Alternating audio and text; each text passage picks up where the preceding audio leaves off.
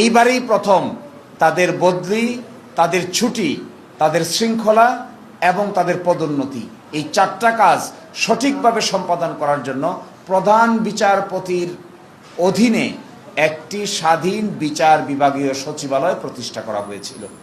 এখানে 15 জন বিচার বিভাগীয় কর্মকর্তাদেরকে নিয়োগও দেওয়া হয়েছিল। আমরা খুবই আশ্চর্যজনক যে এই যে জুলাই জাতীয় সনদ যা তারা বলছেন, এটার 36 নম্বর অনুচ্ছেদে দেখবেন, 36 নম্বর অনুচ্ছেদে 33টি দলের ভিতরে শুধুমাত্র এক দল ছাড়া বিএনপি সহ সকল দল একমত যে স্বাধীন বিচার বিভাগীয় সচিবালয় প্রতিষ্ঠা করা হবে এবং 116 অনুচ্ছেদ থেকে আমরা বিচার বিভাগকে মুক্ত করব। একই সাথে খুবই ইন্টারেস্টিং, তৎকালীন দিনের অ্যাটর্নি জেনারেল আজকালকার মাননীয় আইনমন্ত্রী তিনি আদালতে একটা হলফনামা দায়ের করেছিলেন। ওই হলফনামা দায়ের করে বলেছিলেন যে তারাও বিচার বিভাগীয় সচিবালয় প্রতিষ্ঠা করতে চান, তাদের কোনো আপত্তি নাই। কিন্তু আজকে দেখা যাচ্ছে এই বিচার বিভাগীয় সচিবালয়কে তারা ডিস্ট্রয় করেছেন। আমাদের বিবেচনায় স্বাধীন বিচার হলে আমরা যার পক্ষেই বিচার যাক না কেন আমাদের কোনো আপত্তি নেই। বিচার যদি আমাদের বিরুদ্ধেও যায় তাতেও আমাদের কোনো আপত্তি নেই। সঠিক বিচারের মাধ্যমে, ন্যায় বিচারের মাধ্যমে আমাদেরকেও যদি আদালতের আসামি হিসেবে দাঁড়াতে হয় আমাদের কোনো আপত্তি নাই। কিন্তু বিচারকদের স্বাধীনভাবে কাজ করতে না দিলে একটি সভ্য সমাজ গড়ে উঠতে পারে না। সরকার যদি কোনো সিদ্ধান্ত নেয় যা নাকি সংবিধান সম্মত নয়, আইনসম্মত নয়, বিচারকরা সেটি দেখবেন, বিচার করবেন, পক্ষে বিপক্ষে যা রায় দিবে আমি অসন্তুষ্টি হলে আপিল করব। কিন্তু বিচারকদের আমি বদলি করে দিব, তাদের পদোন্নতি দেব না, তাদেরকে সুন্দরবন বান্দরবন পাঠিয়ে দিব, এটি কোনো স্বাধীন বিচার বিভাগের ক্যারেক্টার হতে পারে না। বাংলাদেশ জামায়াত ইসলামী সর্বদাই স্বাধীন বিচার বিভাগের পক্ষে এবং স্বাধীনতার সহিত বিচারকরা এই বিচারকার পরিচালনা করবেন, তাতে আমাদের কোনো আপত্তি নাই।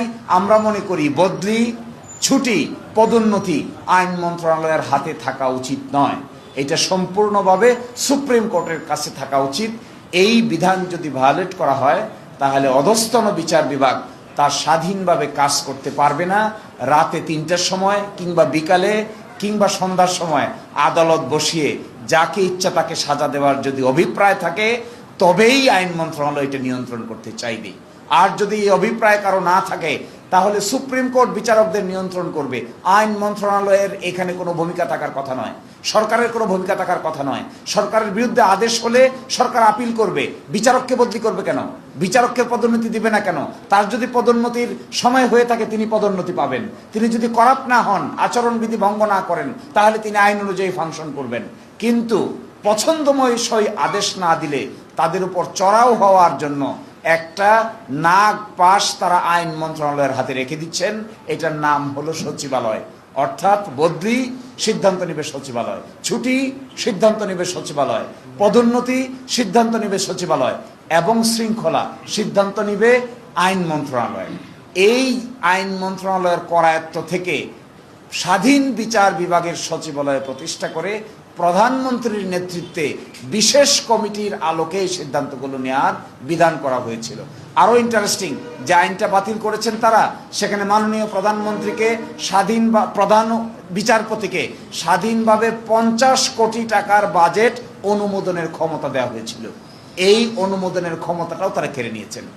এবং আমাদের অধস্তন বিচার বিভাগে 2200 বিচারক আছেন, 2200।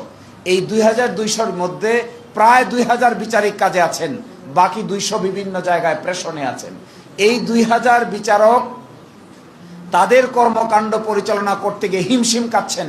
পৃথিবীর ইতিহাসে মনে হয় বাংলাদেশে একমাত্র দেশ হবে যেখানে প্রতি 78,000 মানুষের জন্য একজন ম্যাজিস্ট্রেট, একজন বিচারক নিহিত আছে। এই 78,000 ম্যাজিস্ট্রেটের জায়গায় আমাদের সুপ্রিম কোর্ট অর্গান বাড়িয়ে বিচারকের সংখ্যা বাড়ানোর ক্ষমতা পেয়েছিলেন। এই ক্ষমতাটা কেউ কেড়ে নেওয়া হয়েছে। অর্থাৎ এই ক্ষমতা এখন আইন মন্ত্রণালয় ইচ্ছা করলে নিয়োগ দিবে, ইচ্ছা করলে সংখ্যা বাড়াবে, ইচ্ছা করলে সংখ্যা কমাবে। সুপ্রিম কোর্টের প্রধান বিচারপতির বলার আর কোনো এখতিয়ার থাকলো না। আজকে এটি চেম্বার জজ আদালতে একটু পরে শুনানি হবে, বাকিটা আমরা আদালতের উপর নির্ভর করব।